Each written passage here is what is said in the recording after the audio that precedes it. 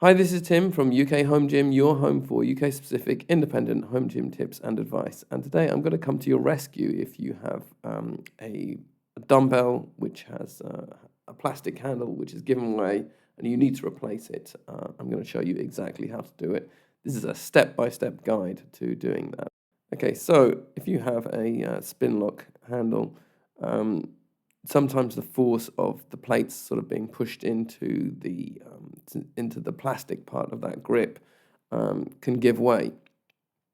That's a very natural thing to happen. Basically plastic must be avoided at all costs if possible, but sometimes there's nothing really you can do about it.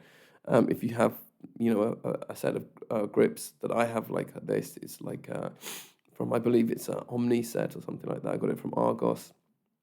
It's quite a good set. I really like it. The thickness is perfect.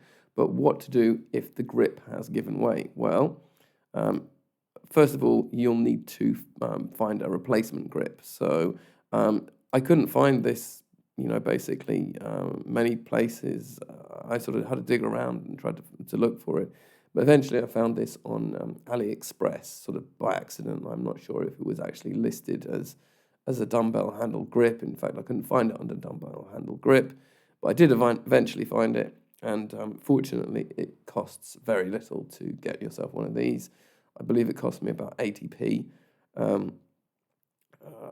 Maybe it's listed for slightly more than that, but anyway, it shouldn't cost you more than £1.50, something like that. So once you've got it, as you can see, the one that I have, it's almost identical to the one that came on the original set.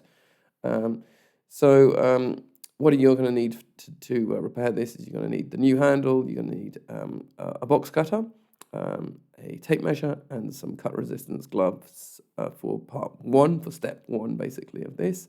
There is a step two you will need to do, and you'll need some pieces of wood, a hammer, and optionally something to sort of protect your knees if you're going to be kneeling on the ground. It might be uncomfortable otherwise. So, how do you do this? What you need to do is, first of all, you need to establish on the, on an existing dumbbell exactly how far apart or how deep the handle goes, basically. So, in my case, there was like about 11 centimeters on each side. So I just sort of made sure that my measurements are about correct. You don't need to be correct to the millimeter. It's not going to make a big difference to you if you go slightly over or under. But basically, you need to have a roughly equivalent amount of distance on each side. So first, you're going to need to remove the sort of broken grip. So I use the box cutter for this. You might find a better tool, but for me, a box cutter works fine. I did use a set of cut resistance gloves just in case, because you never know if something slips or something like that. And then you just sort of basically have to sort of peel it off, try and make a deep enough cut into it to be able to get that off. And you should be left with a bare piece of metal underneath.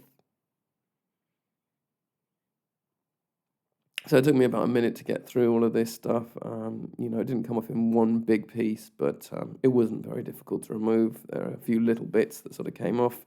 Make sure that you get those away, and make sure that there's nothing left on the handle, that it's all clean, and you've got no residual pieces there that are going to sort of bother you when you try and fit the new grip.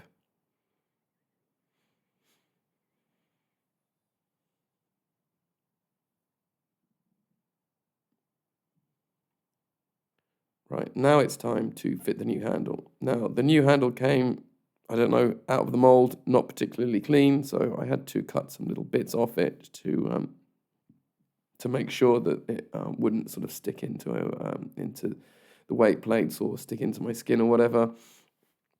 Get rid of all of those and make sure that it's nice and clean.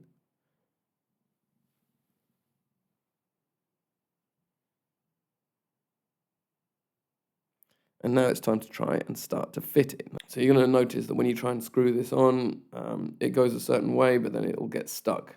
And I guess that sort of that's probably a good thing, because you don't want it to slide around or whatever. You want it to be very, very safely fit on there, and that it's not going to go anywhere. It's not going to budge, basically, once you have put it on there. So once you've sort of got it to as far as you can get it with sort of screwing it on, you are now going to have to hammer the rest of the way. So what I did is I got these 2 pieces of wood, and I sort of created a wedge with them. You may have a better solution with a workbench or something like that. I don't have anything like that, so it was just sort of thinking on the spot, basically. But anyway, what you're going to need to do is get your hammer, wedge the 2 pieces of wood together, and so that only the thread pokes out, or has the space to poke out, and you can use the pieces of wood to sort of push back against the plastic part. So when you're whacking them with your hammer there, only the thread comes through. Now, if, like mine, your dumbbell handle is painted, is coated with something, you're going to damage that coating, and not much you can do about that. I mean, mine is just sort of painted with some sort of thick resistant paint. It got a bit of a battering during this process, but the paint is still sort of there. But basically, you may have to eventually sort of respray these or repaint them. But for the moment, they're fine.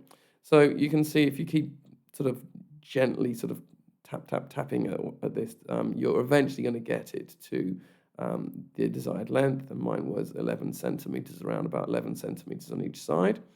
And there you go. That's about it. You can now sort of give it a test. I sort of put a couple of plates on here, tried putting a collar on as well, and it seems to work pretty well. So as you can see, it was pretty easy in the end. All you needed was the right tools, and then you can restore a pair of perfectly good dumbbell handles and continue using them for many years to come. Probably better to have the metal ones if at all possible. But if you have this particular kind of design, I haven't really seen any tutorials on how to sort of fix them, so I thought I'd create one myself. Anyway, if you enjoyed this video, please check out the rest of this channel. I think you'll find some other interesting stuff here for, if you have a home gym.